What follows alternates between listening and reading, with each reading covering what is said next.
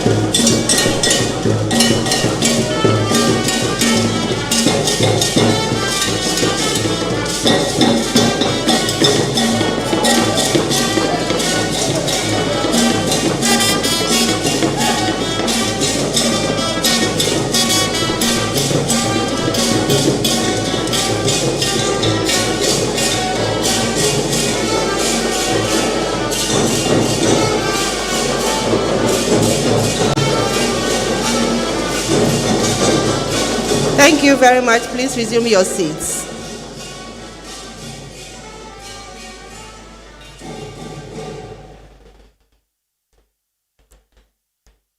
Madam Vice-Chancellor, former Vice-Chancellors and other former university officials, Pro-Vice-Chancellors, Acting Registrar, Provost, Deans, Directors, and Heads of Departments, our distinguished lecturer, members of convocation, the clergy, Nii, invited guests, staff and students, our friends from the media, distinguished ladies and gentlemen, good evening to you all.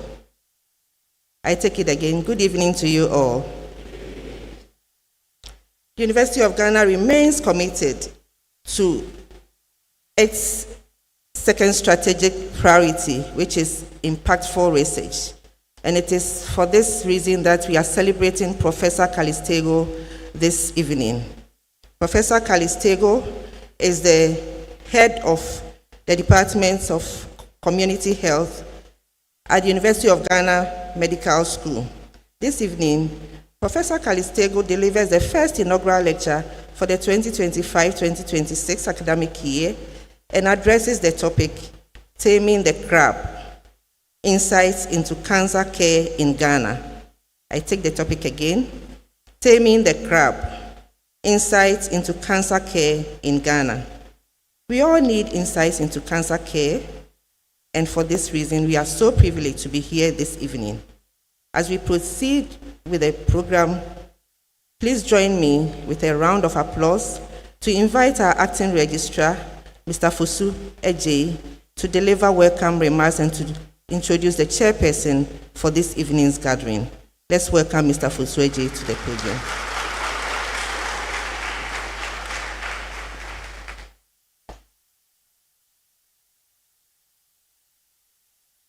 Thank you very much, Director of Public Affairs.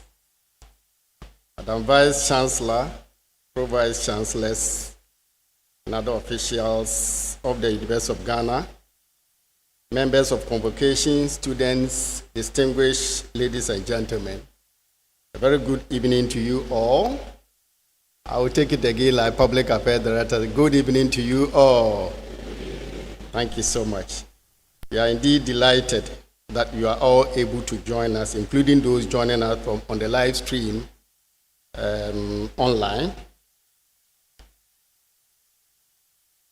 As Director mentioned, you will be treated this evening with inaugural lecture by Professor Benedict Nii Laryea Calys-Tagoe, a professor of community health at the Department of Community Health, University of Ghana Medical School.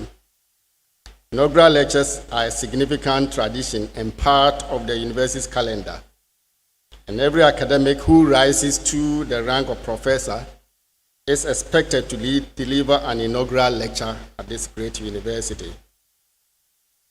This offers the university the opportunity to recognize and showcase the academic achievements of its faculty and also enables professors to share their research with colleagues within and outside the university and to celebrate this important milestone with family and friends. I am pleased to introduce the chairperson for this evening's inaugural lecture. Our chairperson is Professor Nanaba Appiah Amfo, the first female Vice-Chancellor of the University of Ghana. She is a professor of linguistics, an accomplished administrator, and brings over 2 decades of experience in higher education sector. Within the University of Ghana, she has served several key positions, including Pro-Vice-Chancellor for Academic and Student Affairs, founding Dean of the School of Languages, and Head of Department of Linguistics. As Vice-Chancellor, she is championing the integration of technology across the university's operations, while ensuring that people remain at the heart of its mission. Professor Amfo has received numerous accolades for her contribution to education, leadership, and empowerment of women. She has recently been appointed chair of the Council of the Association of Commonwealth Universities, vice chair of the Worldwide University Network Partnership Board, the African Research Universities Alliance, ARUA, and the Association of African Universities Ambassador for Gender Equity and Social Inclusion. She is the founding president of the African Humanities Association and the president of International Federation of Modern Languages and Literatures. She is a fellow of Ghana Academy of Arts and Sciences and an active member of several esteemed academic and professional organizations. Ladies and gentlemen, please join me in warmly welcoming Professor Nanaba Appiah Amfo, Vice-Chancellor, University of Ghana, and Chairperson of this evening inaugural lecture to the podium. Thank you very much.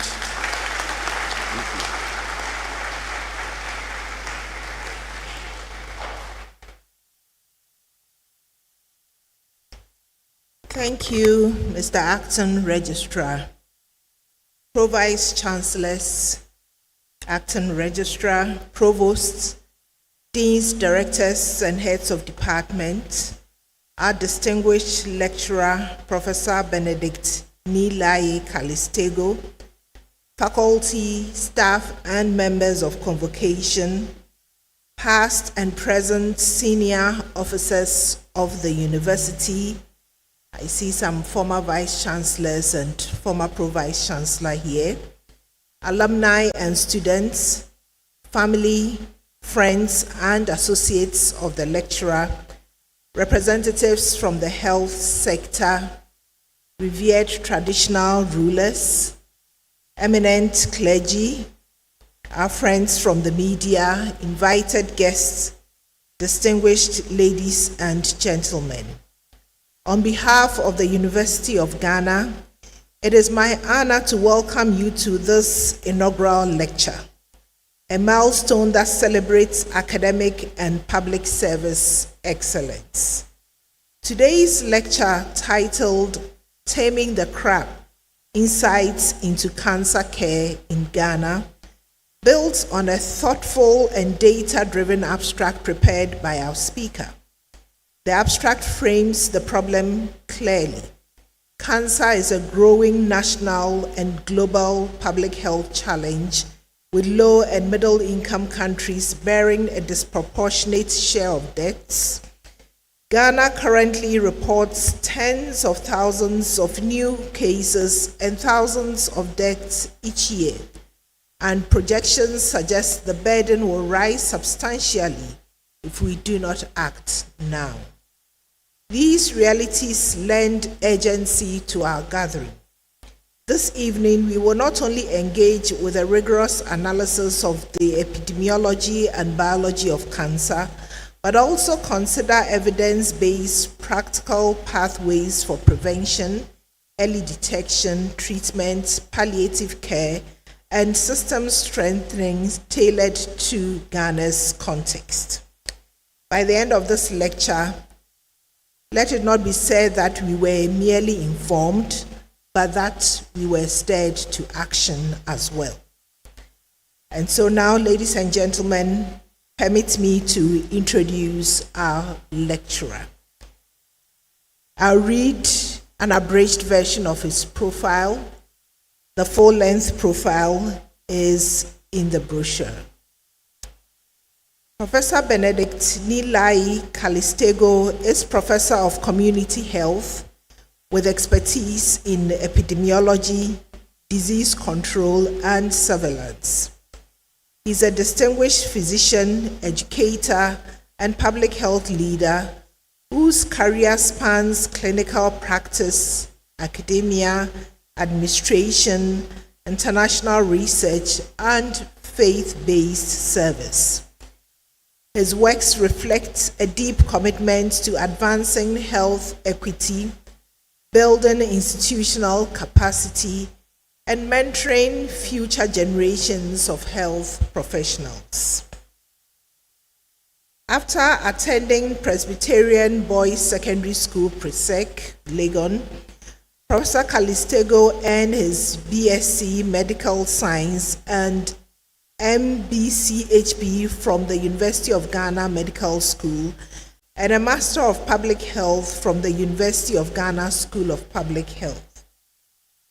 He is a fellow of both the West African College of Physicians and the Ghana College of Physicians and Surgeons. His specialized training includes a certificate of expertise in cancer registration methods from the African Cancer Registry Network, Rapid Response Team Management, and a postdoctoral fellowship in Global Health Research at the University of Michigan School of Public Health. He also holds a postgraduate diploma in theology from the Maranatha University College. Professor Calys-Tagoe is an accomplished epidemiologist and public health practitioner with over 23 years of clinical practice and 19 years of public health practice and research. His research centers largely on the epidemiology of non-communicable disease, with particular interest in cancers and neurological conditions such as Parkinson's disease, dementia, and stroke. Professor Calys-Tagoe has been involved in several high-impact research projects in the area of stroke. He is very passionate and deeply involved in cancer research, focusing on breast and cervical cancers and the development of cancer registries in resource-limited settings. His research aims to improve early detection, rational control, treatment access, and public awareness of cancers. Professor Calys-Tagoe serves as a reviewer for several peer-reviewed journals and he has authored and co-authored over 80 peer-reviewed articles which have been published in very high-impact journals like The Lancet. After completion of medical training, Professor Calys-Tagoe worked as a house officer and later as a medical officer at the Korle Bu Teaching Hospital. He was later appointed as a public health specialist to the Department of Surgery, Korle Bu Teaching Hospital. Professor Calys-Tagoe officially joined the Department of Community Health, University of Ghana Medical School in 2014 after teaching pro bono in the department for 7 years. He also served as visiting lecturer at Family Health University Medical School, Ghana College of Physicians, and Nabita College. Professor Calys-Tagoe has held a wide range of strategic and administrative roles within and beyond the University of Ghana. He is currently head of the Department of Community Health, University of Ghana Medical School. He is a member of the university's academic board, the College of Health Sciences Academic Board, and its research board. Beyond the university, he has served as national chairman, secretary, and training coordinator of the Faculty of Community Health, WACP. He is a long-standing field supervisor for the Ghana College of Physicians. He served as registry manager, and he is a member of the Accra Cancer Registry Advisory Board, as well as senior specialist in clinical public health at the Korle Bu Teaching Hospital. He is a member of the board of directors of International Needs Ghana, a Christian NGO, and the vice president of the Odadie 92 Alumni Association.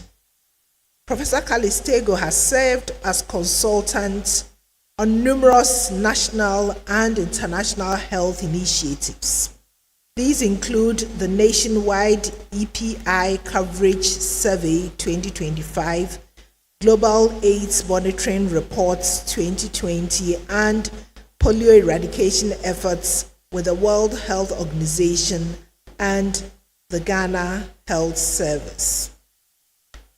Professor Calys-Tagoe teaches undergraduate courses in community and population health. He has supervised over 140 undergraduate theses, PhD, and fellowship dissertations across the Ghana College of Physicians and West African College of Physicians and Surgeons. He is a trainer and a mentor to several young doctors as well as early career researchers. He has served as an external examiner in community health to all the public medical schools as well as most of the private medical schools in Ghana and beyond. He is an examiner for the West African College of Physicians and the Ghana Medical and Dental Council. Professor Calys-Tagoe has demonstrated sustained leadership and scholarly presence across national and international platforms. He has served as keynote speaker, moderator, facilitator, abstract reviewer, and presenter at several major conferences and workshops. His contributions span themes such as stroke genomics, cancer epidemiology, health systems resilience, and field epidemiology. He received the Best Scientific Meeting Presentation Award 2017-2018 from the West African College of Physicians, Ghana chapter, recognizing his excellence in research dissemination. He is a member of the Ghana Medical Association, the Ghana Public Health Association, and the Ghana Epidemiological Association. For the past 26 years, Professor Calys-Tagoe has been a devoted member of the Korle Bu Community Chapel, where he has served in numerous capacities. Professor Benedict Nii Laryea Calys-Tagoe is the youngest son of Samuel Thomas Calys-Tagoe, and Agnes Calys-Tagoe, and I believe they are here with us this evening. He is married to Pearl, and together they are blessed with 3 sons, Kevin, Kirk, and Kian, who continue to inspire his commitment to building a healthier, more equitable future for generations to come. Ladies and gentlemen, this is how a breached profile looks like. You can only get that from the University of Ghana. Distinguished ladies and gentlemen, please join me in welcoming Professor Benedict Nii Laryea Calys-Tagoe, our inaugural lecturer, to present on Taming the Crab, Insights into Cancer Care in Ghana. Thank you.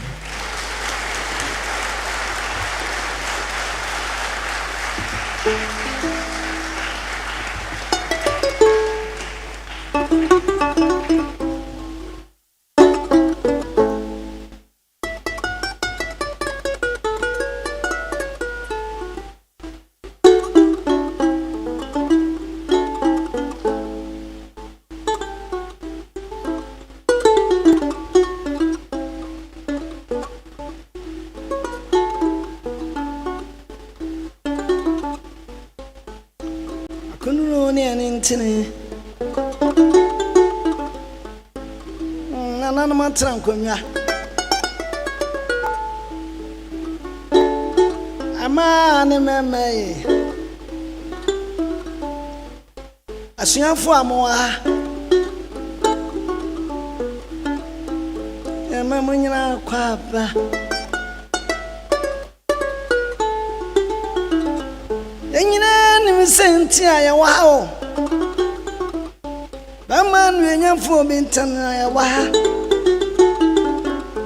bamanu enyafo bintana ya shiam waya wabimfuo aya professor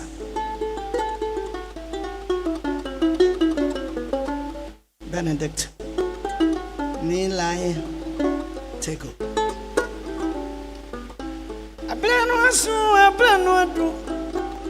ablano aso so bekasa obehunu kentine afrawo ani edikan no abedo ase ano wasompa wode asomo me enti ablano aso be makasa o ablano aso kasa o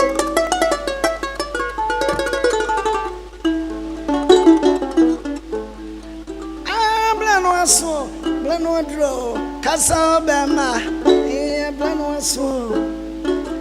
aso kasa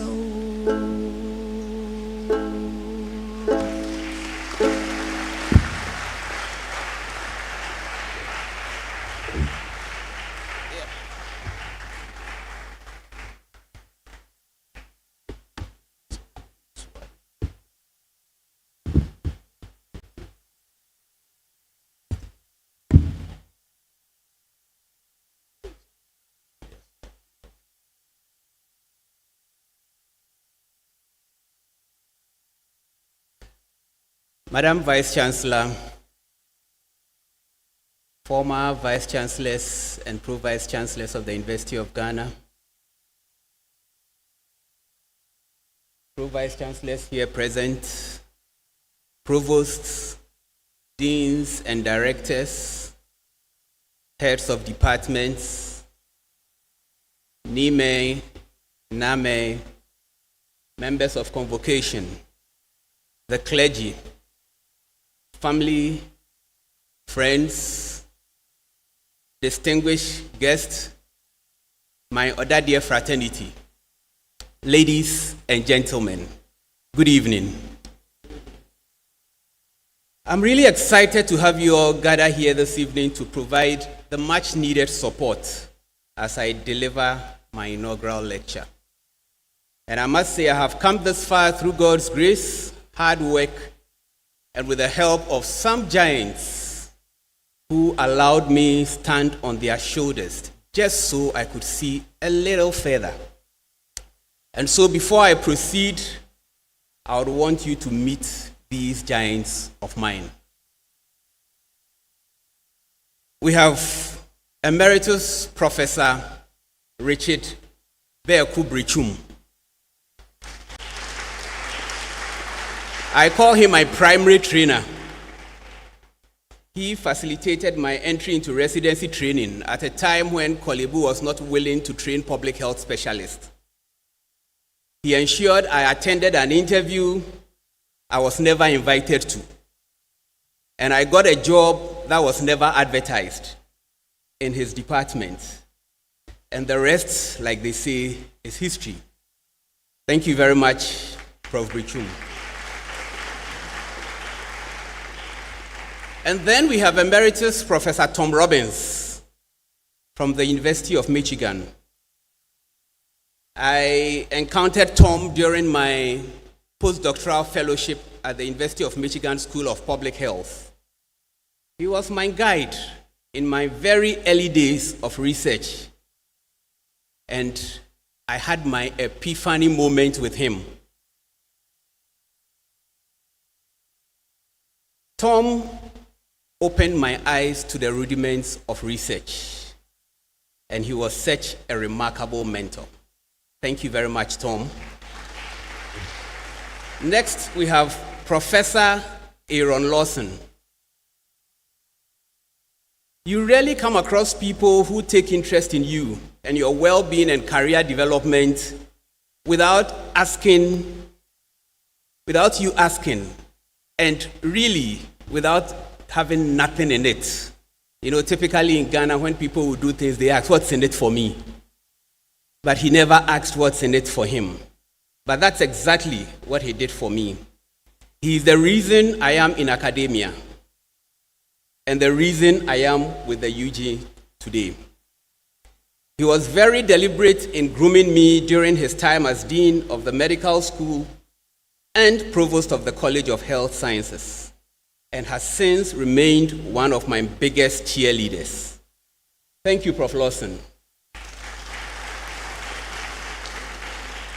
Last, but certainly not the least, is Professor Albert Akpalu. Albert has been a friend and mentor for over 2 decades. He has also been my key research partner for over 12 years, and he's been part of most of my research outputs. And the amazing thing about Albert is that as a senior medical colleague, he has never been intimidated by my successes or achievements, even when he is yet to achieve similar fate. Thanks, Albert, for being so selfless. Madam Chair, at this point, I would want us to turn our attention to today's lecture, Taming the Crab. And this would be the outline that I would follow. Would set the stage, would look at the facts, cancer control, the gaps, opportunities for improvement, and some key take-home messages. In setting the stage, I would want to believe that everyone in this hall has had an encounter with cancer, either directly or indirectly. As a patient who has survived, as a caregiver, as a family member, a friend, a healthcare worker, a researcher, or just in creating awareness. Ghana is currently experiencing what we call the epidemiological transition. What it means simply is that we are gradually moving from a situation where we had lots of infectious diseases to a time when we have more of non-communicable diseases. And what that means is that non-communicable diseases like cancers are becoming more and more prominent. Therefore, the incidence and mortality from cancer is expected to increase in our part of the world, and that makes it a public health concern. In fact, Current projections suggest that by the year 2030, which is actually less than 4 years from now, there could be more cases of cancer than malaria, TB, and HIV combined. That's quite scary, isn't it? And that is why this lecture couldn't have come at a more opportune time. Madam Chair, ever since this topic was advertised, Taming the Crab, I have received countless calls and messages. And the one question they all keep asking, why the crab? Some have even gone ahead to postulate that this topic might have been influenced by the frequent okra soup laced with crab that my beloved Voltairean wife has been serving me. That may not be entirely false, although I'm no fan of okra. So, what is this crab all about? Why the crab? I must say that the crab has both linguistic and symbolic implications when it comes to cancer care. The word cancer is a borrowed Latin word, which literally means crab. The Greek equivalent, karkinos, also means crab. So literally, cancer is crab. Hippocrates and others noticed that some tumors, especially those with swollen veins around them, look like crab. The main body of the tumor resembled the crab's body, and the veins or extensions spreading out from it look like crab's legs or claws. Thus, the visual resemblance inspired the name. Beyond the appearance, the behavior of cancer cells also mirror the nature of a crab, and that is quite symbolic. Just like crab, cancers are very gripping and tenacious. Once they take hold, they cling and invade nearby tissues, just like a crab's claws. They are also creeping and spreading in nature. They move in many directions, slowly and persistently, much like a crab scuttling across the seafloor or riverbed. They are also very hard to remove. Just like prying a crab off a rock, cancer can be very difficult to completely eradicate. And as you saw from the two images of the crabs, there are so many different types of crab, over 6,000 different species. Some look nicer on a peprensa, and others look better in okra soup. In much the same way, there are several types of cancers. In fact, there are over 200 types of them. So in summary, cancer is likened to a crab because of the tumor's appearance and its invasive clinging behavior, both of which reminded ancient physicians of a crab's shape and nature. Now let's look at the facts. Globally, cancer has become one of the leading causes of morbidity and mortality, with over 2 million new cases and 10 million deaths annually. Unfortunately, low and middle-income countries like Ghana bear the brunt, with over 70% of all cancer deaths occurring in these parts of the world. And this is partly because our health systems often lack adequate diagnostic and treatment capacity. Before I proceed any further, Madam Chair, I would want to make this categorical statement that cancer is not a homogeneous disease, contrary to what many of us may be thinking. And this has implications. When we talk about cancers, there are many different types and subtypes, and each of them has distinct biological characteristics, genetic mutations, and responses to treatment. This complexity makes cancer very challenging to diagnose, treat, and manage.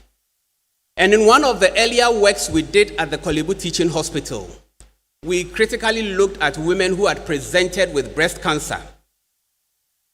And we realized that there were several types or subtypes of breast cancer, even though they had all presented with breast cancer. Interestingly, nearly half of them had what we call, or what we would describe as triple negative tumors. What it means is that they lack the necessary receptors for hormonal therapy. So there you are. The subtypes have implications for treatment. Currently, Ghana records approximately 28,000 new cases of cancers and 18,000 deaths annually. This is the national figure, but there are wide regional disparities. Sometimes when we mention these figures, they sound a bit abstract. But I just want you to pause for a moment and imagine the big VIP buses. I'm sure we are all familiar with that. Each of them can sit a maximum of about 60 people. So if you imagine a VIP bus getting involved in an accident almost every day and all passengers on board dying, that is the extent of mortality that is associated with cancer. Every single day, if you take out Sundays and holidays, 300 VIP buses collide and every passenger on board dies. I think that should make us very angry as a country and more serious in tackling the problem associated with cancer. When we look at our country, the major cancers that are plaguing us, based on work that we did some 12 years ago at the Korle Bu Cancer Registry, and interestingly, the figures haven't changed that much. For the women, the commonest ones are the breast and cervical cancers. Unfortunately, cervical cancer remains highly prevalent, even though it's largely preventable through vaccination and screening. And for the men, we have the prostate and liver cancers, with liver cancer being the major cause of mortality. In children, the leukemias and the lymphomas are the major causes of cancer. At this point, I just want us to pause and look at the factors that are driving the cancer burden in this country. And most of them are lifestyle related. We have alcohol consumption. In Ghana, we have about 30% of our rural folks and close to 20% of our urban folks who engage in alcohol drinking. But that is not where the problem is. We have 9.4% of Ghanaian adults who engage in binge drinking. Over 4% have alcohol use disorder. And 13% of our adolescents consume alcohol excessively. And therein lies the challenge.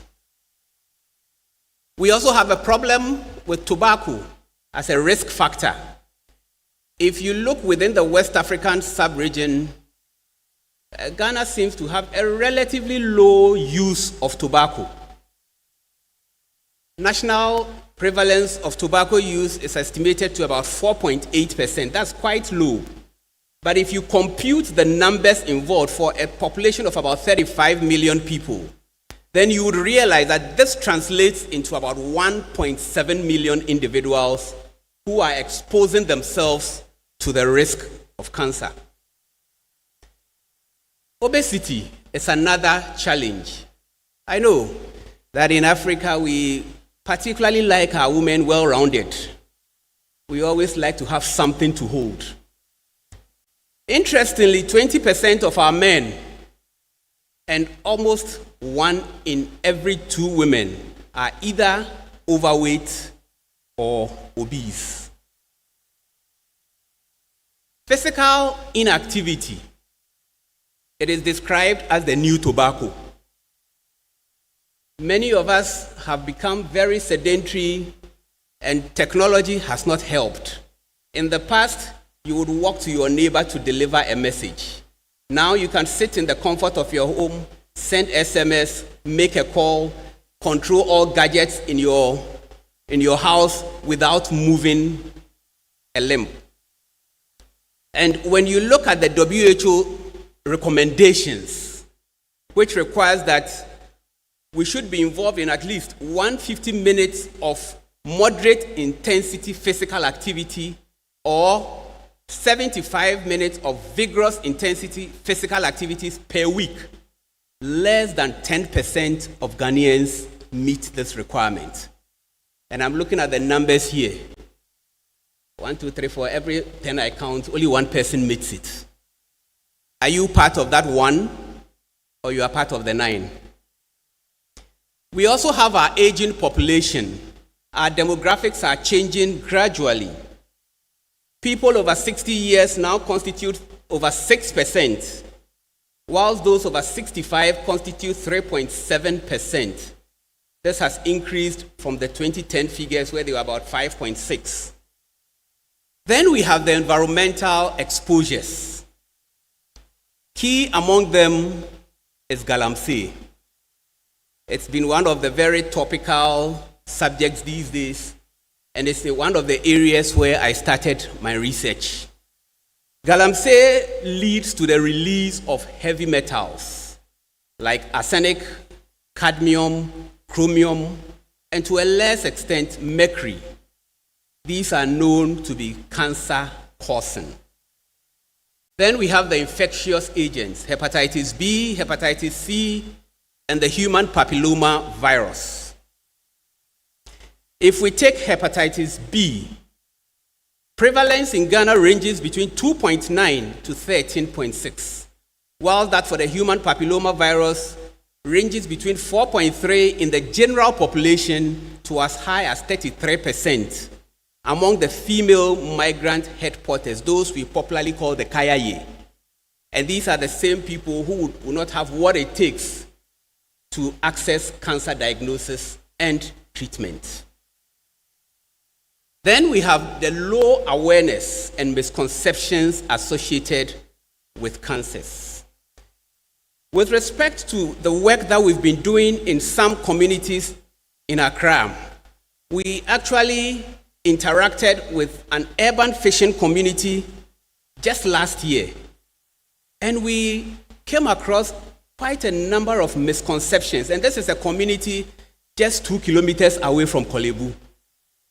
Some of the misconceptions was the fact that one man said that he was watching TV, and in the discussions they were told that sucking your wife's breast would lead to prevention of breast cancer. And so he was encouraging all men to go sucking. Ladies and gentlemen, sucking a woman's breast is not known to be productive. If it were, I'm sure we'd have a lot of young men who would be willing to volunteer their services for free. This misconception stems from the minimal protection that one derives from breastfeeding.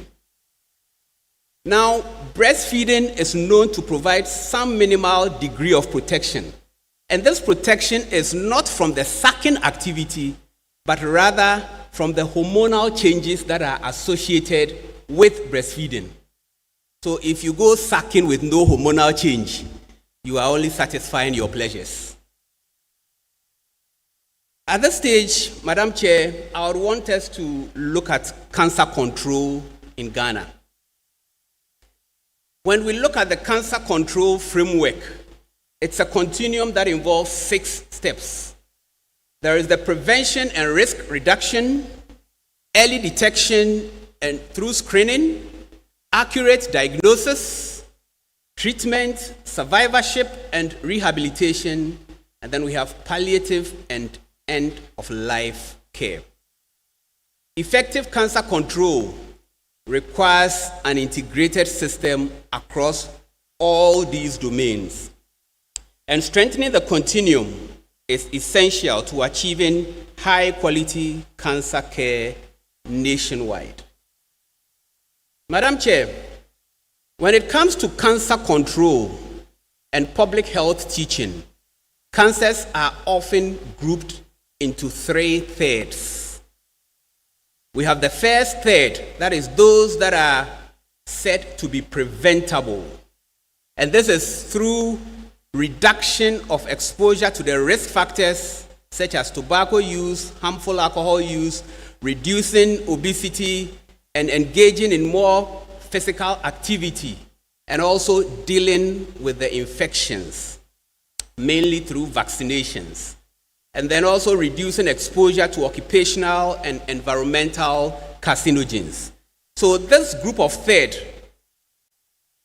you would realize that largely depend on vaccinations and lifestyle modifications. Then we have the second third, and these are those that are potentially curable if they are detected early.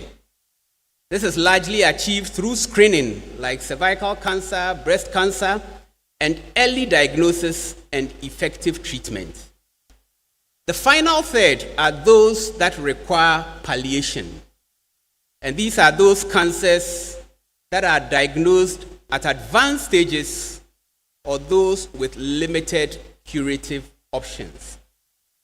And here the focus is on symptom control, pain relief, psychosocial and spiritual support, and improvement in the overall quality of life.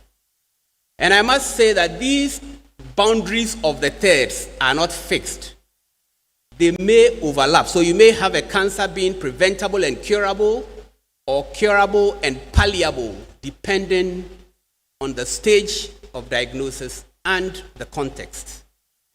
So this is not a law of statistics, but rather it is a tool that helps in cancer control.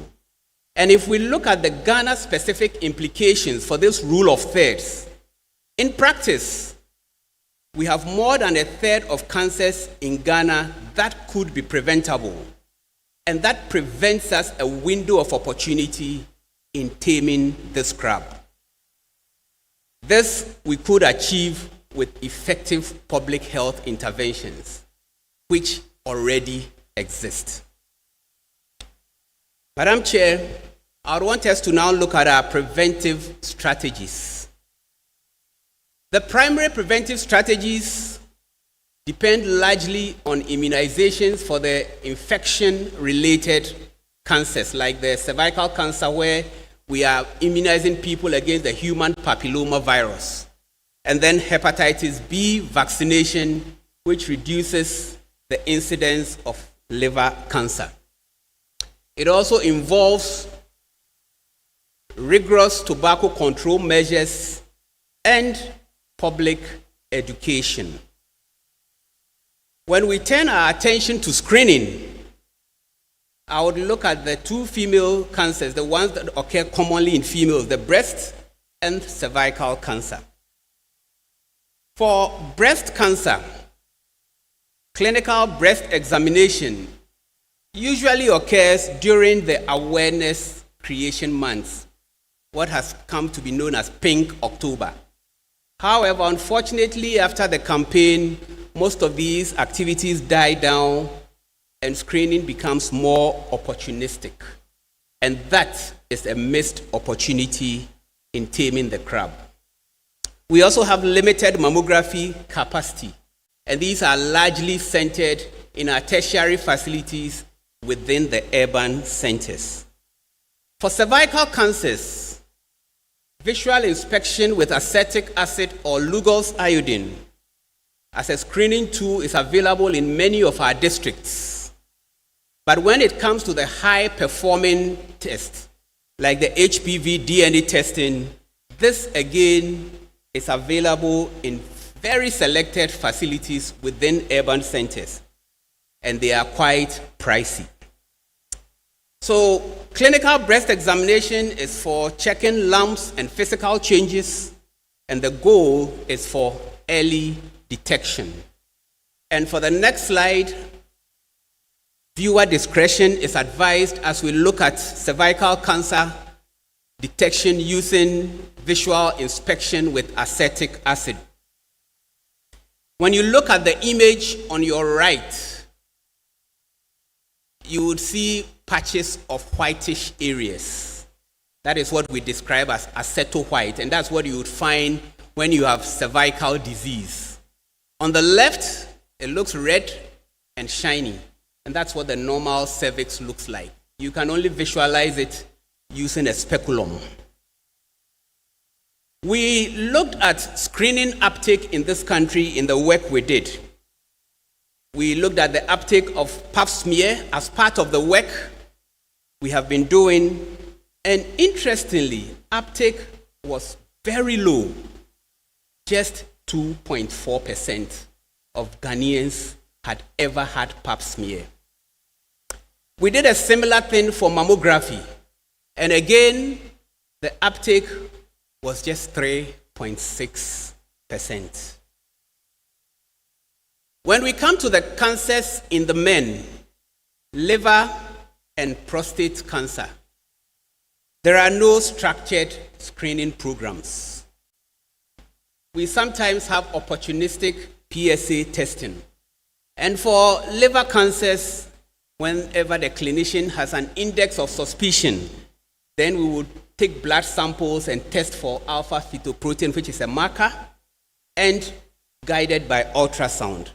These are relatively expensive and they are quite limited in terms of their availability.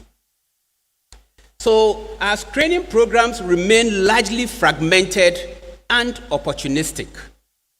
And this, again, is a missed opportunity in taming the crab. Building the capacity of community health officers to carry out clinical breast examination is a low-hanging fruit, which when implemented and made a routine part of the services they offer, would bring screening closer to everyone, including our rural folks. We need a well-structured and coordinated screening program, at least for the common cancers that plague us as a nation. Some of these ideas have been on the policy documents for several years. It is time to move from policy to practice if we intend to tame the crab.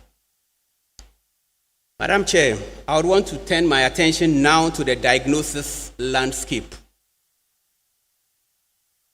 When it comes to the diagnosis of cancers, it requires the services of pathologists as well as some imaging.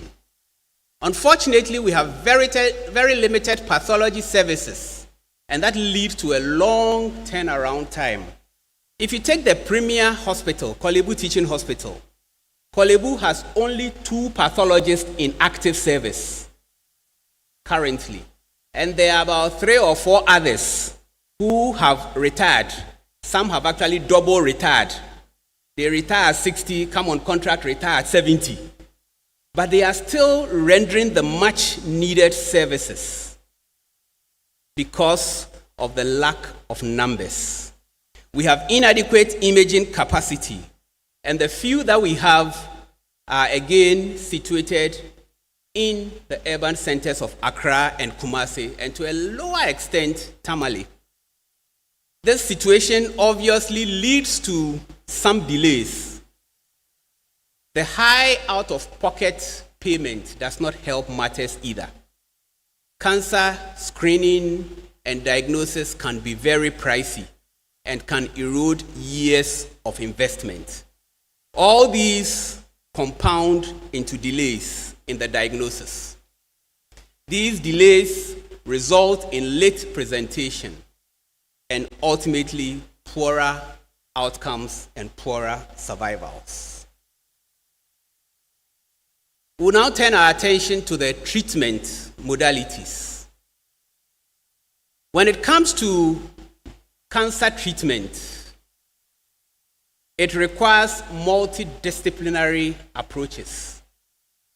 We have chemotherapy, where medications are put in infusions and through the veins, patients are given these medications. The aim is for these medications to kill the cancer cells. And then we have surgery, one that many of us are familiar with, where the tumor can be completely or partly removed. And then we have the use of radiation, what we call radiotherapy, that requires very sophisticated gadgets and comes in very pricey, even though it's an integral part of cancer care. And then we have the use of hormonal therapy. With respect to our treatments, there are a few bottlenecks that I would want to highlight based on the works that we've been doing. The first thing we realized is that even though treatment guidelines exist in most facilities, these are not harmonized nationally. So various facilities have their own treatment guidelines.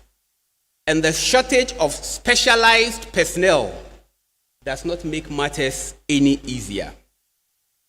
Even though radiotherapy is essential for cancer care, historically, Ghana has had limited machines relative to population needs. When it comes to the cost, cancer treatment remains expensive, and many therapies, unfortunately, are not covered by the National Health Insurance. In fact, if we look at the National Health Insurance Scheme, currently it covers the diagnosis and management of cervical cancer on paper and in principle. But in practice, because the service is not paying realistic tariffs, service providers are reluctant to render services. And therefore, they are more willing to pay to people who have out-of-pocket payments, and that compounds the problem. So even though on paper we have national health insurance covering these aspects, it doesn't always translate into the reality. And there are some services that are not covered at all by the scheme, like the routine screening test. Pap smear is not covered. Mammography is not covered. Psychosocial support, and I'll come to that in a moment, is not covered. And palliative and rehabilitative care, also not covered by the health insurance. And these are all capital intensive. With respect to survivorship and rehabilitation, we have limited structured survivorship clinics and long-term follow-up. So survivors face long-term side effects and huge financial strains. There is poor access to psychosocial support, physiotherapy, and nutritional counseling. In fact, based on the work that we did among breast cancer women attending Kolebu Teaching Hospital, we realized that psychosocial issues were a large but mostly ignored problem. In the work that we did, 4 out of every 5 breast cancer patients had varying degrees of depression. And 4 out of every 5, more than that, also had anxiety disorders. And if you combine both anxiety and depression, we are looking at over 40% of all our breast cancer patients. These psychological issues derive largely from the tumor itself, the treatment, the cost implications, as well as the side effects that are associated with the treatment. So even though psychosocial support is very critical, it is often an overlooked aspect of cancer delivery. Then we looked at palliative care. Considering the fact that a third of all cancers would require palliation, this is a very important aspect of our treatment. However, most of the services are again concentrated in the urban centers of Accra, Kumasi, Takoradi, Akuapem, Mampong, just to name a few. And even the availability of these services are not known to many people in the population. We also have a challenge with inadequate access to opioids and pain medicines in many of our districts. And the fact that palliative care is not covered by the National Health Insurance Scheme poses a huge financial barrier. There is therefore the need to integrate palliative care into primary health care. Madam Chair, I would want to now look at an issue that has been very close to my heart and has featured prominently in my research, and that is the area of cancer registration. Cancer registries play a very crucial role when it comes to cancer care. They serve as essential tools for collecting, analyzing, and disseminating cancer-related data. These registries are systematic, and they collect data that provide valuable insights into cancer trends, patient demographics, and the effectiveness of treatment protocols. By maintaining comprehensive records, the registries contribute significantly to public health initiatives, research advancement, and the development of targeted interventions that are aimed at improving patient care and survival. And I must say that currently in Ghana, there are only 2 recognized cancer registries: the Kumasi Cancer Registry and the Accra Cancer Registry, of which I was part of the team that established.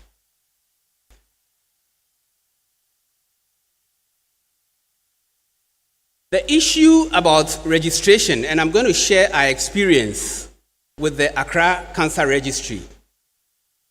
It started off as a hospital-based registry in Kolebu because we identified a need. There wasn't data to guide our practice. And so some of us got together and we started the Kolebu Cancer Registry.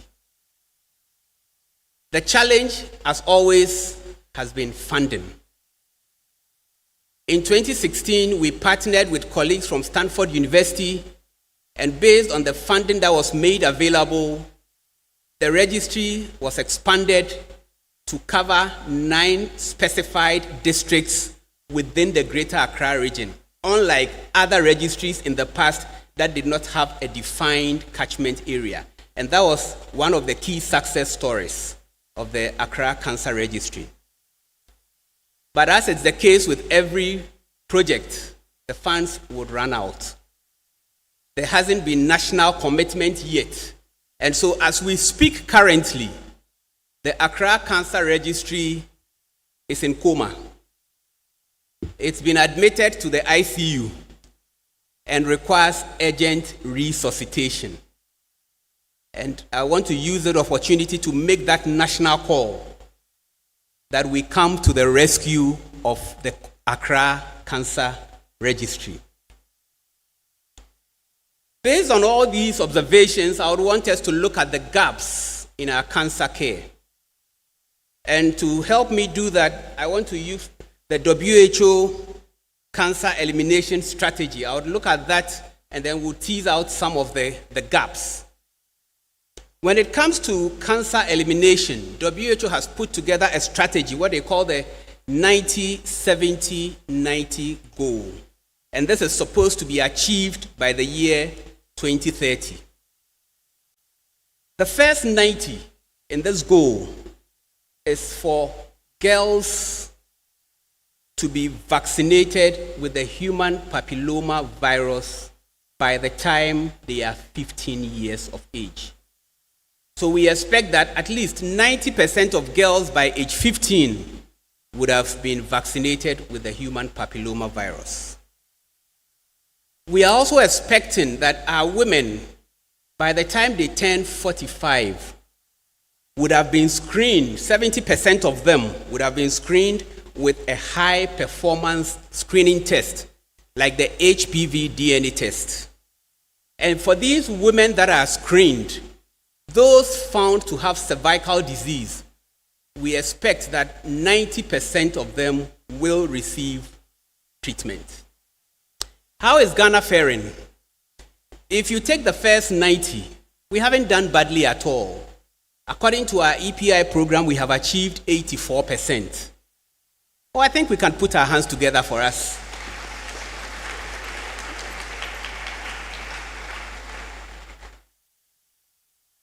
When we come to 70% of our women being screened with high performance tests, that is where the problem is. As a country, we have achieved 3% of the 70. A huge gap, and we have less than 4 years to achieve this target. And for the last 90, unfortunately, we do not have a reliable national data.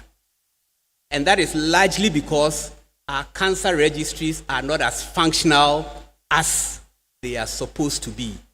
So there again, we see the usefulness of cancer registration when it comes to cancer care. And I always say that the cancer registries are the foundations of any rational cancer care. Based on these, we identified the following gaps. One, there are geographic inequities. From the presentation so far, you'd realize that most of our facilities for diagnosis, for treatment, are all centered in the urban area. So there is urban concentration of services, much to the disadvantage of our rural folks, even though they constitute the majority in terms of population. And as if that was not enough, even if they were willing to make it to the urban centers, there were transportation challenges. Most of our roads are in terrible shapes. Some are immotorable for certain times of the year.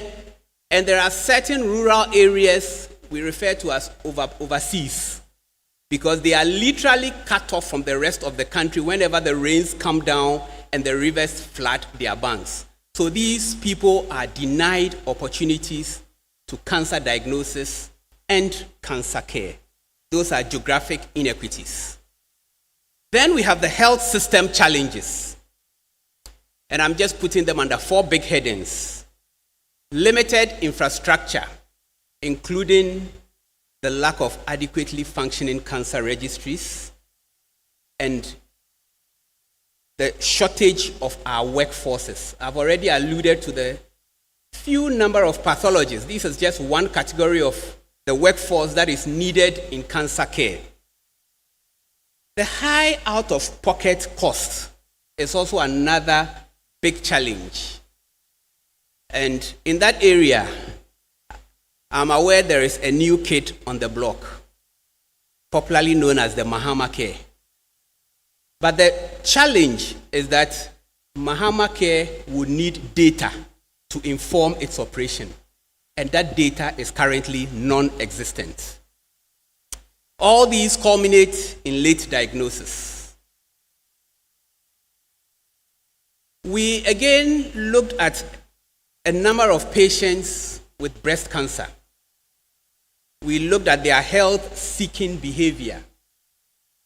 And we realized that more than half of them presented with late diseases, stage 3, stage 4. I mean, outcomes for these are usually not the best when you could have picked this up in the very early stages where treatment and cure was possible. More than a third of them have waited for over 3 months before seeking care. And their reasons were largely financial in nature.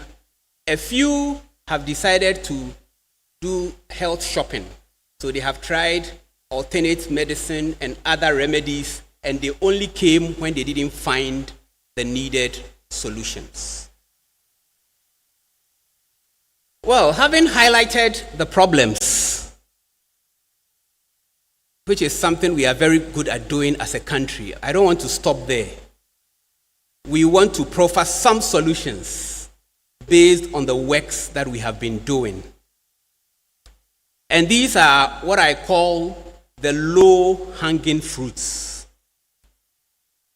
First, we can sustain cancer awareness creation. It is very achievable.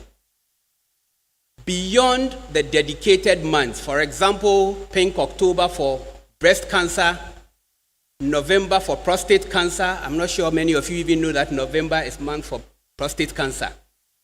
January for cervical cancer. Beyond these dedicated months, we can take it all year round. How are we going to do this? We have over 7,000 CHIPS compounds dotted across the length and breadth of this country.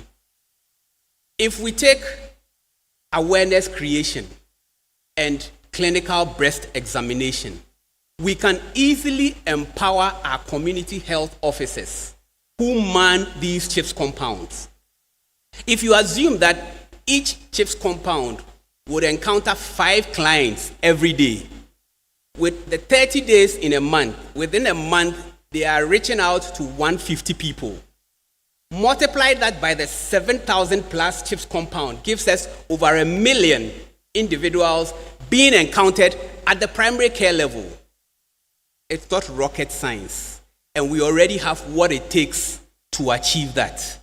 If you compound this, within a year, we are going to be able to reach in excess of 12 million individuals just from the CHIPS compounds.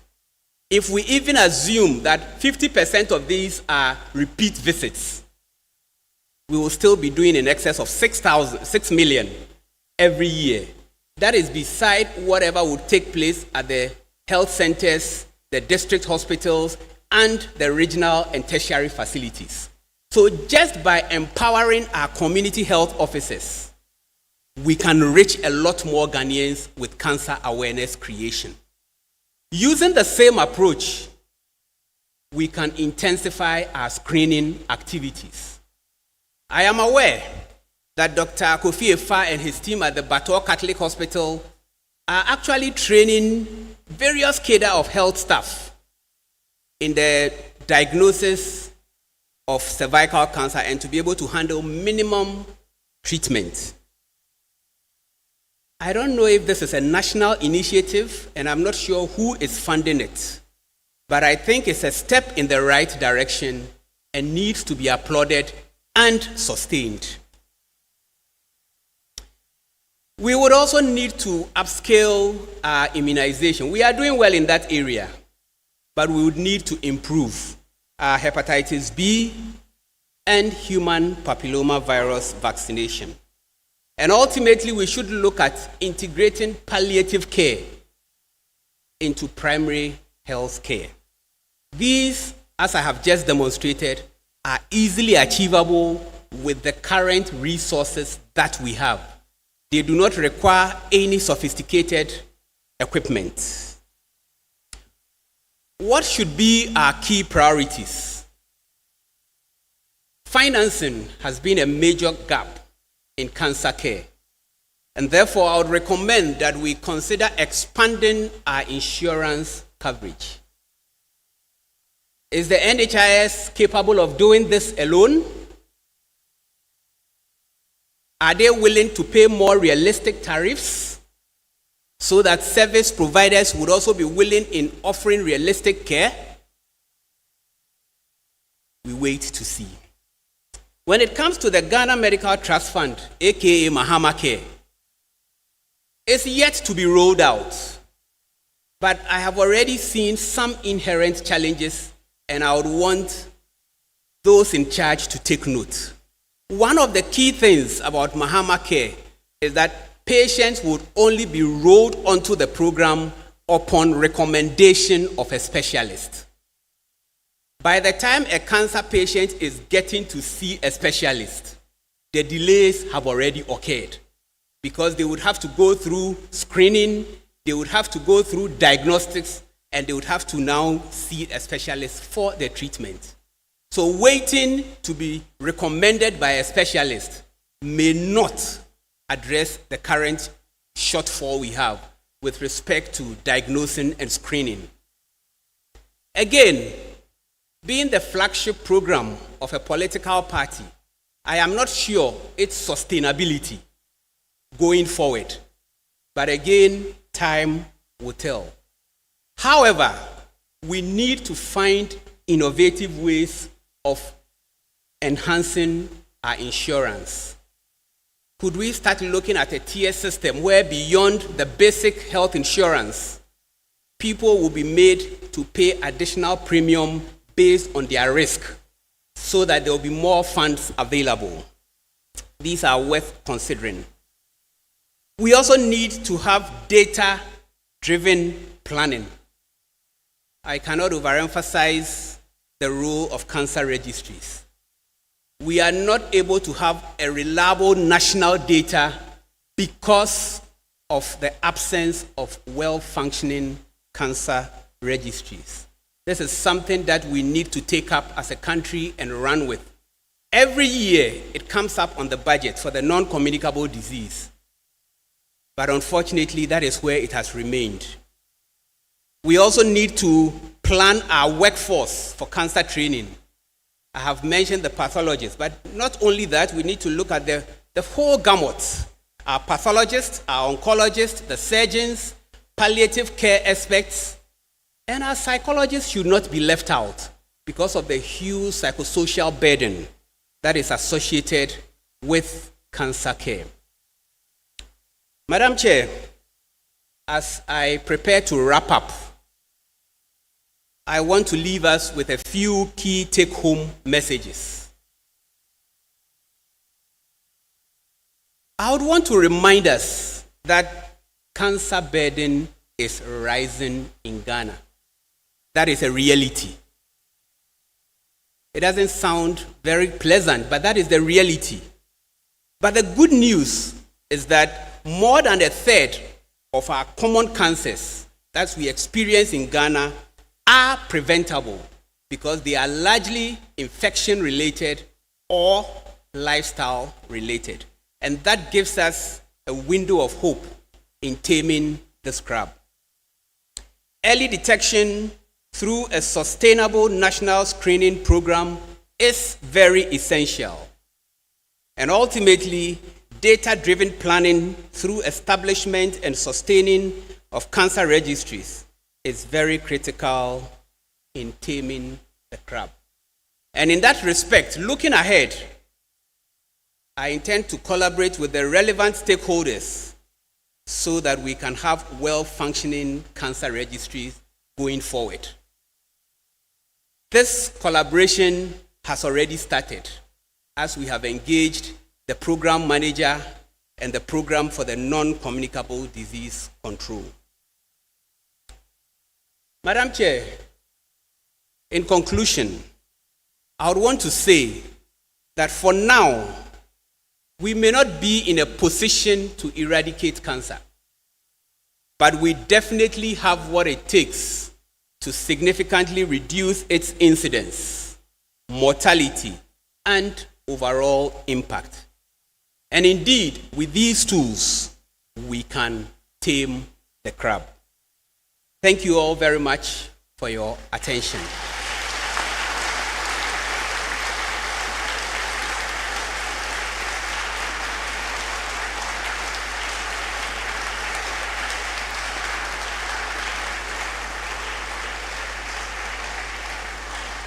Finally, before I take my seat, I would want to acknowledge a number of people. In fact, the list is very long. So I tried not to put names, except very few. But I would want to acknowledge the Vice-Chancellor and the University Management, the Provost College of Health Sciences, the Dean and Faculty of the University of Ghana Medical School, my department, the Department of Community Health, my research team, the Program Manager, Non-Communicable Diseases, Ghana Health Service. And here are the two individuals that I want to single out here. Professor Calys-Tagoe, who I'm sure is very well known when it comes to breast cancer care, and Professor Joel Yani, the Director of the Center for Radiotherapy at the Kolebu Teaching Hospital. These have been key partners in my journey. I also want to acknowledge my church, Kolebu Community Chapel. My students, they have always encouraged me, and teaching them have posed challenges because they ask very inquiring questions. Friends that are gathered here, you are very much appreciated. But I have an inner circle of friends that I call my paddies. They know themselves. You are very well appreciated. And to my indefatigable organizing team, I can't go and mention all the list. Again, you know yourselves. Thank you all so very much. I would want to pay glowing tribute to my non-Nigerian father, Mr. Samuel Thomas Calys-Tagoe. Come on, please give us a wave. And my octogenarian mother, Mrs. Agnes Calys-Tagoe.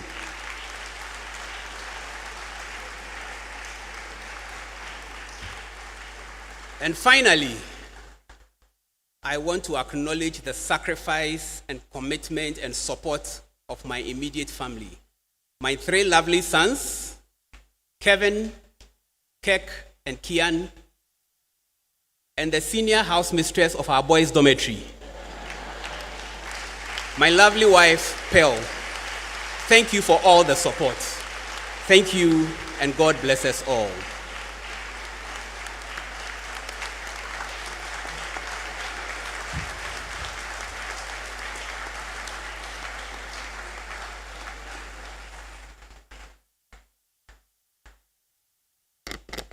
Thank you very much, Prof. Calys-Tagoe. He deserves a standing ovation, please. Let's rise and acknowledge him, appreciate him. Thank you very, very much.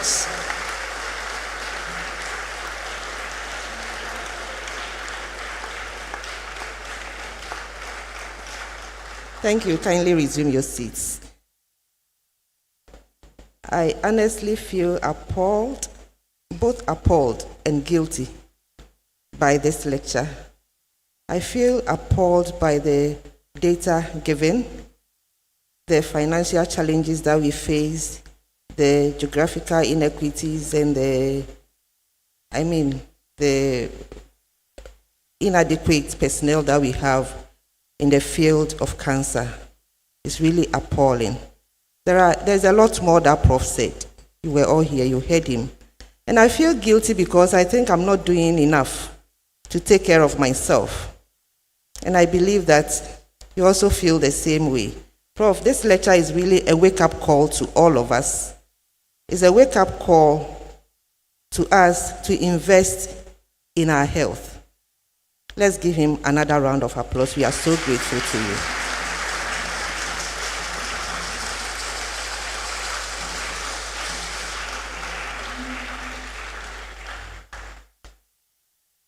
At this time, we will relax and take some entertainment by the Ghana Dance Ensemble. They are performing the Kpanlogo dance.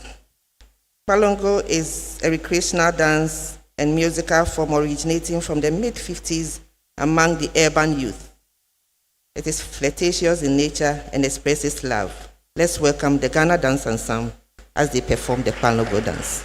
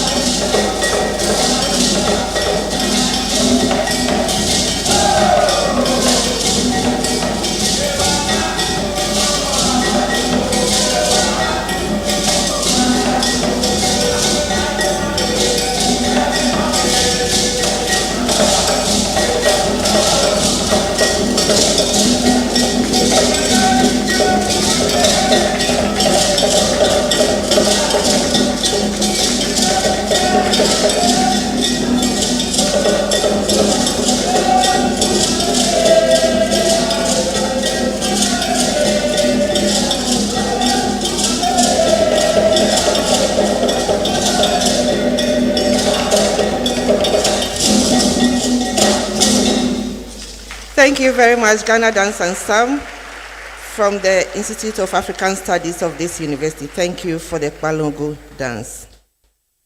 Madam Chair, distinguished ladies and gentlemen, we are now going to move on to presentations.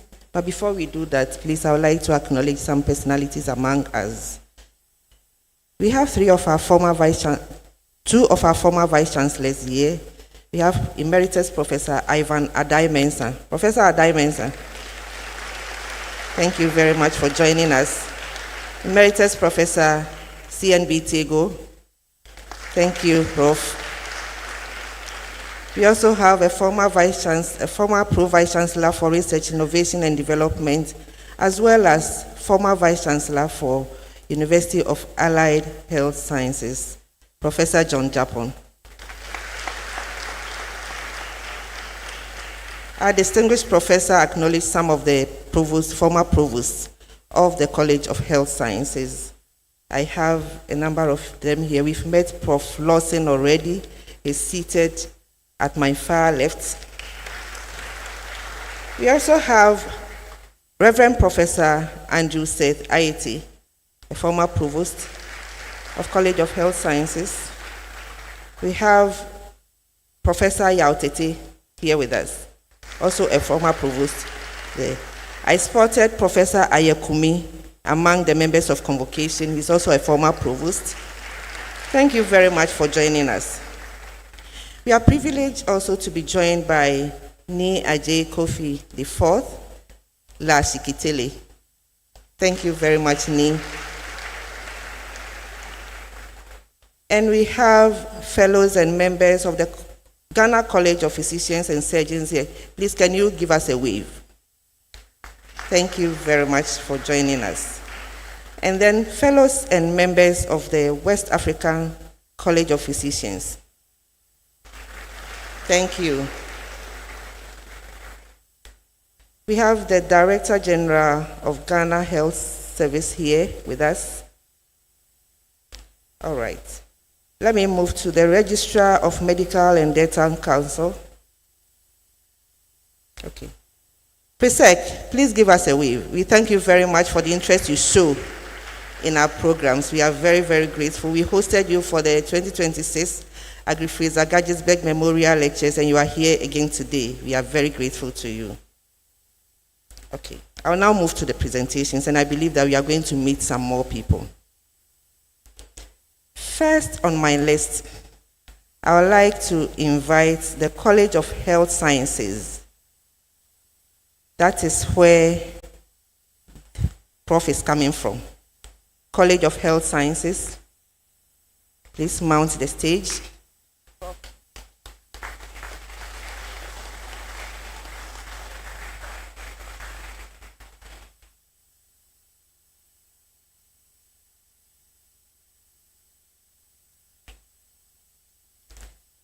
University of Ghana Medical School should get ready. University of Ghana Medical School, please get ready.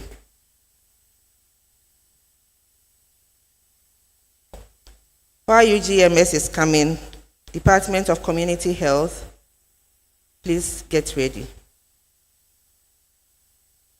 Department of Community Health at University of Ghana Medical School.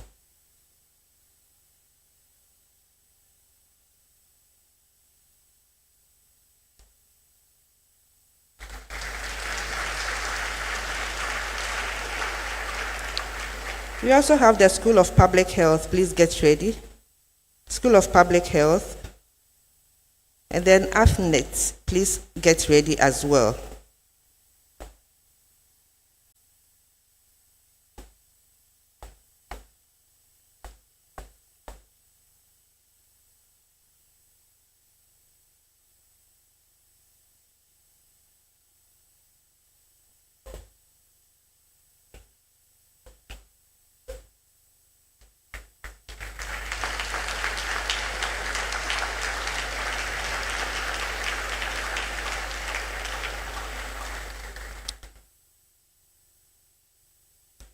We have Cyrene, Elsie, and Reed's research team. Kindly get ready and mount the stage as well.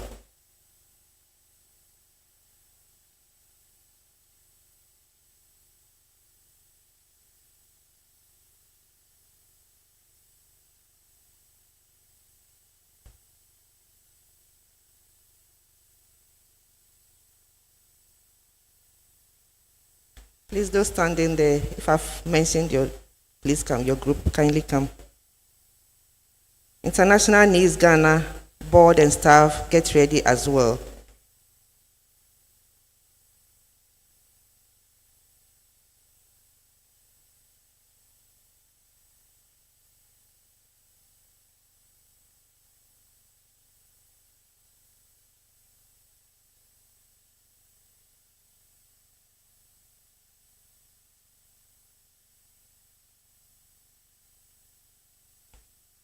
International Needs Ghana.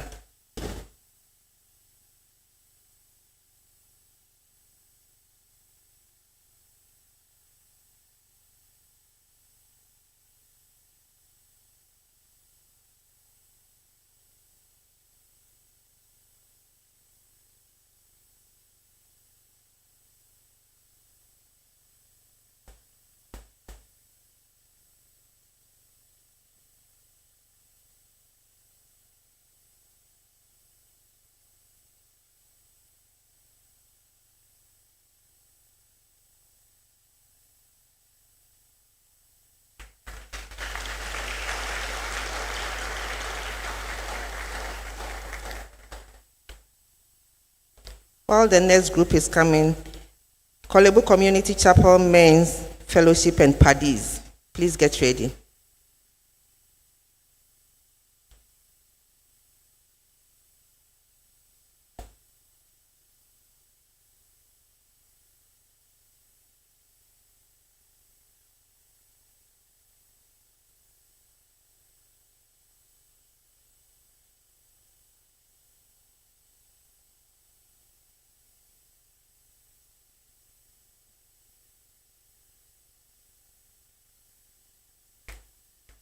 Kolebu Community Chapel Men's Fellowship.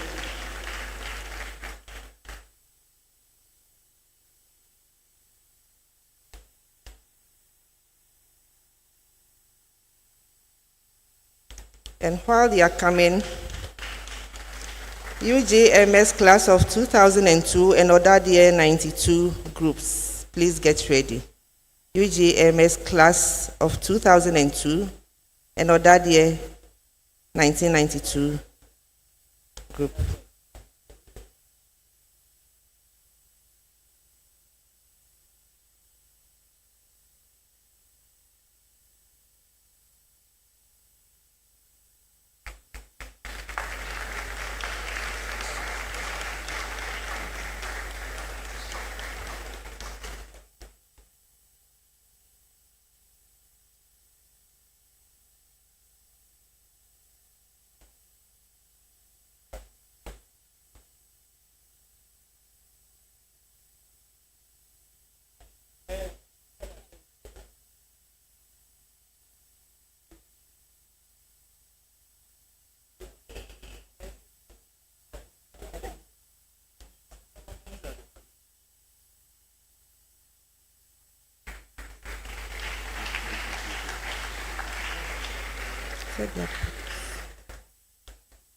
Okay. Other year 1992 group.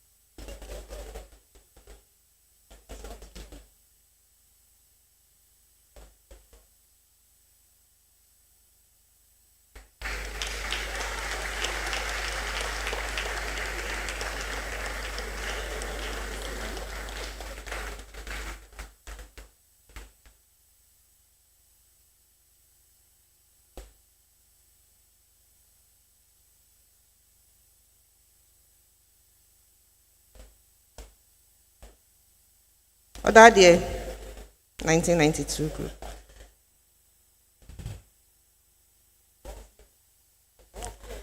For the young ones who are confused to see ladies among the other year 1992 group, in those days, ladies could join at the sixth form as day students. So that's why you are seeing ladies as part of the group.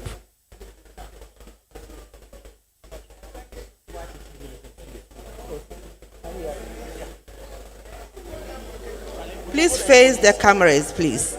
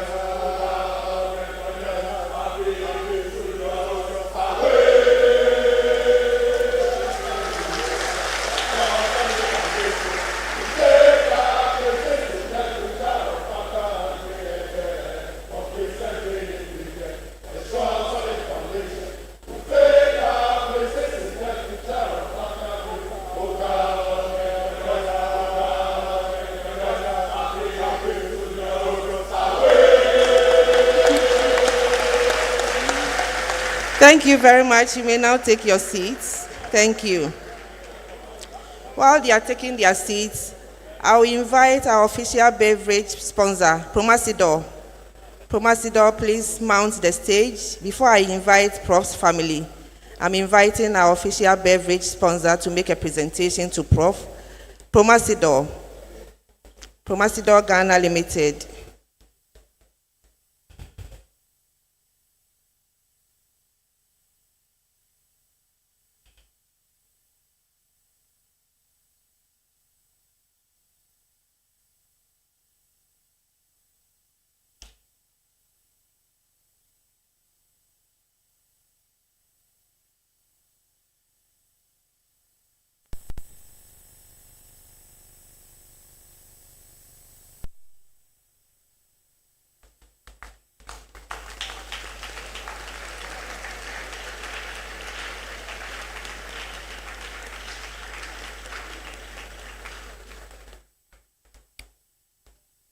Prof's siblings should get ready.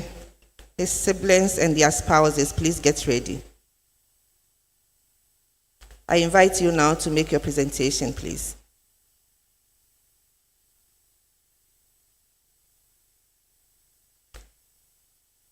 And the family members can join.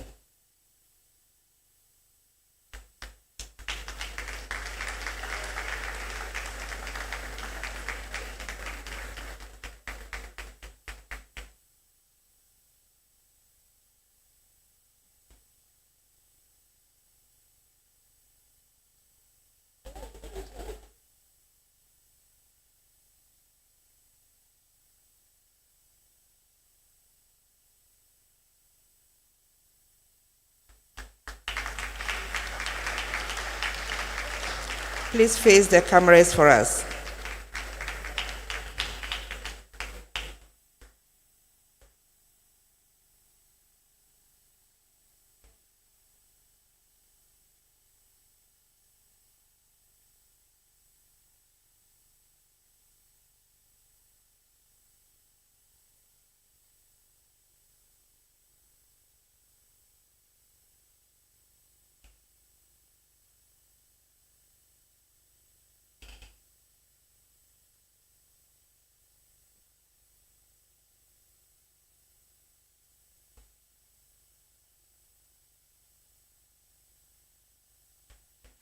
Thank you very much.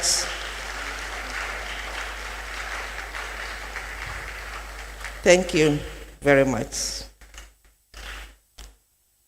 The last but not least on my list, the last but not least at all on my list is Mrs. Calys-Tagoe and the children.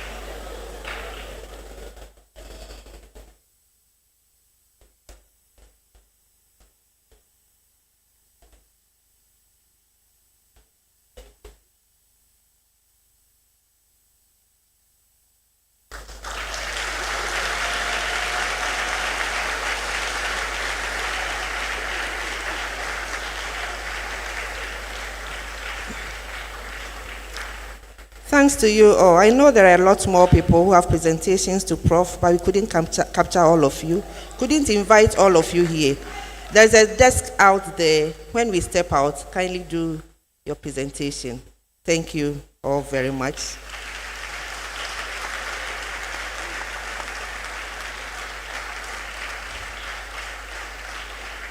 Distinguished ladies and gentlemen, it is now my singular honor to invite our chairperson, Professor Appiah Amfo, to deliver her closing remarks.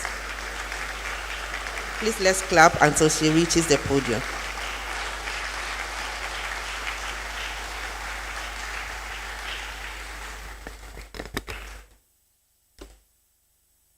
Dear colleagues, our invited guests, family and friends of our inaugural lecturer, ladies and gentlemen.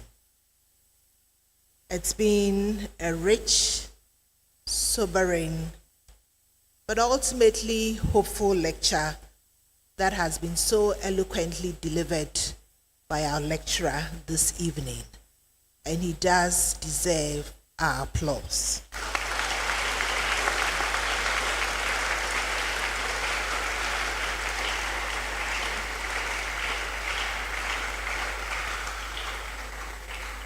Professor Calys-Tagoe, on behalf of the University of Ghana Management, I thank you not only for an intellectually rigorous presentation, but one that was also deeply humane. You have reminded us that behind every statistic, there is a life, there is a family, and there's ultimately a responsibility. Ladies and gentlemen, allow me to share some key lessons that I take away from this lecture and from the man himself. The first lesson is that evidence must lead action. Tonight's lecture has shown us very clearly and with a sense of urgency that the burden of cancer in Ghana is not something that we can consider to be abstract. It is measurable. He showed us the figures. It's rising and is deeply concerning. But more importantly, and I like the note on which he ended, it's actionable. From preventive to palliative care, we are not without knowledge. Now, what is required now is effective coordination, adequate investment, and sustained commitment.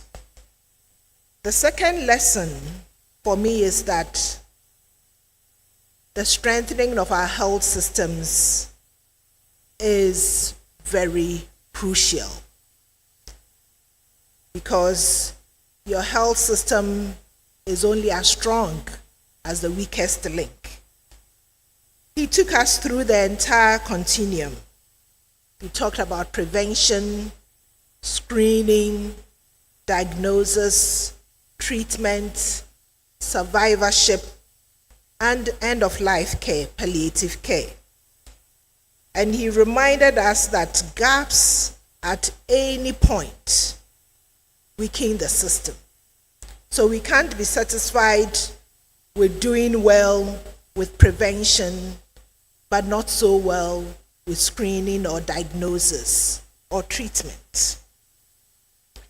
So whether it is low screening uptake, as delayed diagnosis, or limited access to treatment, the message is clear. We must strengthen the chain, and we cannot forget about every single link. The third lesson for me is the power of data and visibility.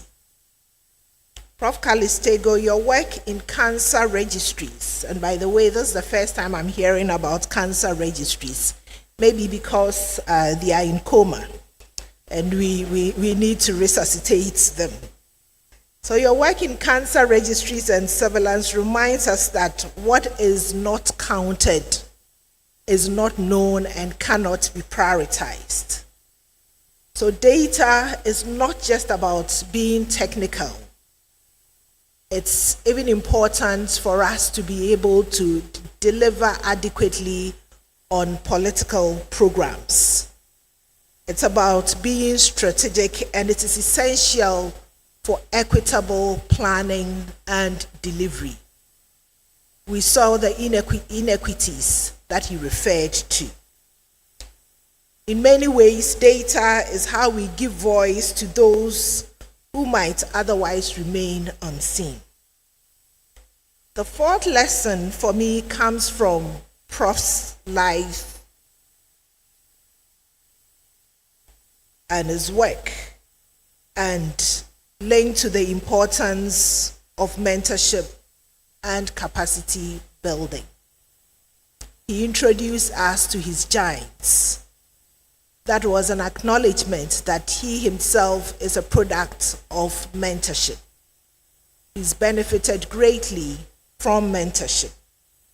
And he himself has also provided mentorship. He's trained over 100 undergraduate students and dozens of graduate students. I was deliberate to read that part of his profile.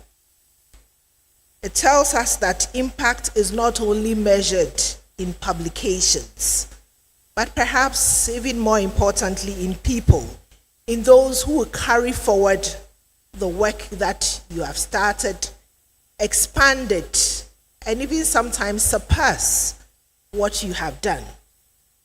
And you can get excited for them. And that, I believe, is the mark of a true professor. My final lesson is one of perspective and of courage. You have told us that while we may not be able to eliminate cancer, we can tame the crowd, can claim ignorance. We cannot continue, can claim ignorance. We cannot continue to pretend. The data was presented, the gaps were identified, and the pathways were outlined. The only question that remains is, what will each of us do differently? If you're a policymaker, what will you do differently?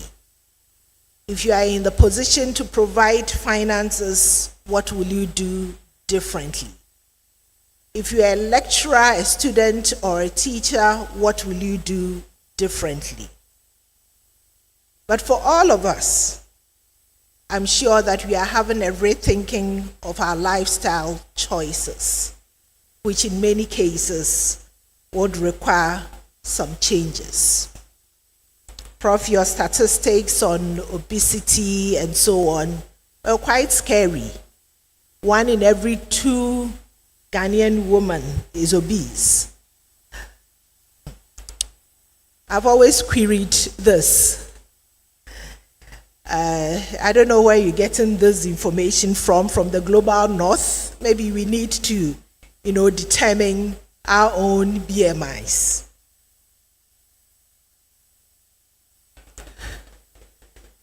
locally grown BMIs. This won't work for us. Prof. Calys-Tagoe, your journey from Presec through Legon to Kolebu, from community health to global research collaborations, and even your commitment to your Christian faith, demonstrated through your service, reminds us that scholarship, service, and spirituality can indeed coexist and even strengthen one another. Ladies and gentlemen, inaugural lectures are not merely academic rituals. They are moments of declaration, of a scholar's contribution, of a discipline's relevance, and a university's purpose. And tonight we have witnessed all three through Professor Calys-Tagoe's lecture. And so, Prof, we celebrate you, not only for what you have achieved, but what you continue to build. This is not the end. There's a lot more that we can expect from him. Indeed, I anticipate a lot more. Now, having spent the evening listening to how complex and persistent the crab can be, I think many of us will leave here with a renewed respect for our health and perhaps a little less enthusiasm for postponing that medical checkup and that exercise routine that we need to get ourselves in. But Prof, I'd like to suggest that for you and your colleagues, perhaps some training and retraining in communication is required. I remember that many years ago, I went to a facility for checkup, cervical checkup, get a pap smear and all of that. Now, as I presented myself, and it was a doctor doing this, he looked in there. Well, I couldn't see his face, but he said, "Lovely, I love what I see." And that was the last that facility saw of me. I got what he meant, but I decided to go elsewhere for my future checks. Ladies and gentlemen, on that note, I'd like you to join me once again to congratulate our inaugural lecture.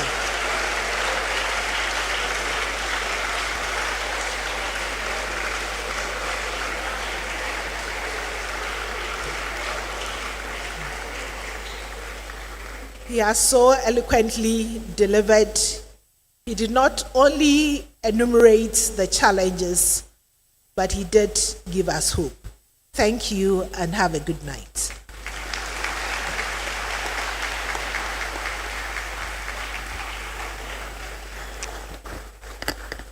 Thank you very much, Madam Vice-Chancellor and Chair, for crafting such a beautiful summary out of the lecture.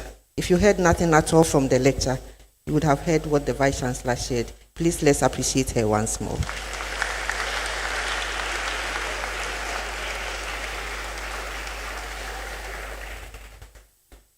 Ladies and gentlemen, I would like to add my voice to the Vice-Chancellors to extend appreciation from the management of the university to you all, joining us both physically and online for this lecture. It was a rainy day today, and you still made time to join us. We really appreciate this. We are very, very grateful to you. Clap for yourselves. You have really done well.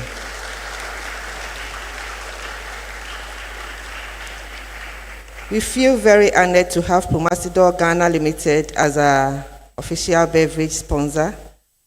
The Promasidor team, please extend our appreciation to your management. We are very grateful for your generosity. I would also like to extend appreciation to our colleagues from the Center for Disability Studies and Advocacy, Mrs. Joyce Agbedaho and Ms. Bridget Boyson, who are helping us with sign language interpretation. I'm happy to inform you that our distinguished lecturer will be hosted on our research agenda, research and innovation agenda, on Radio Universe 105.7 FM. You didn't have the opportunity to ask questions here, and so we invite you to join us, tune in to Radio Universe 105.7 FM next Wednesday. That's coming Wednesday, 8th April 2026 at 9 a.m. and ask all your questions. Prof will be hosted there, and he'll throw more light on this lecture.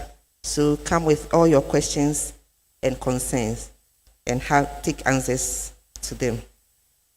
Prof will also be hosted on the AM show hosted by Joy News and will communicate the details later to you. For our upcoming events, we have so many inaugural lectures scheduled for this academic year. The next one is happening on 30th April 2026. So we converge here in this hall again on 30th April 2026.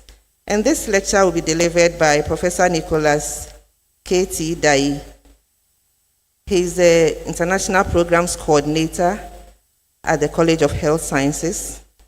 And he'll be speaking to the topic, when microbes speak and data appear inconsistent, are we witnessing falsehood or truth?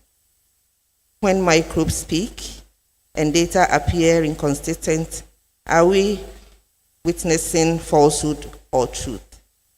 You would like to join us here in the Great Hall on 30th April 2026 as Prof. Dai unpacks this topic. You are all cordially invited. Same time, please. But before that, we have a program on 17th April 2026, and it's a collaborative event between the University of Ghana and the Royal Norwegian Embassy. The theme is strengthening the collaboration between Ghana and Norway in higher education research. We invite all our faculty and our graduate students to be part of this program. The program will start at 8 a.m. and it's likely to happen at the ISE conference facility. We'll confirm the venue. So please look out for the publicity of this program and join us on 17th April 2026 for this very important research program. For our order of refreshments, we will have all invited guests join our members of convocation on my left side, the north wing there. That's where we are having refreshments for members of convocation and all our invited guests. We are privileged to have Promasidor Ghana refresh all students here. Promasidor has a lot for you at the forecourt of the hall, AA Kwapon Quadrangle. So don't be in a hurry to leave. Join them as they give you something to nibble at. For the order of recession, the members of the platform party together with the members of convocation will recess, and the rest of us will join them. And when we are out of here, we'll take some more group photographs. At this point, distinguished ladies and gentlemen, please let's rise for the university anthem. You see the lyrics on page 12 of the program.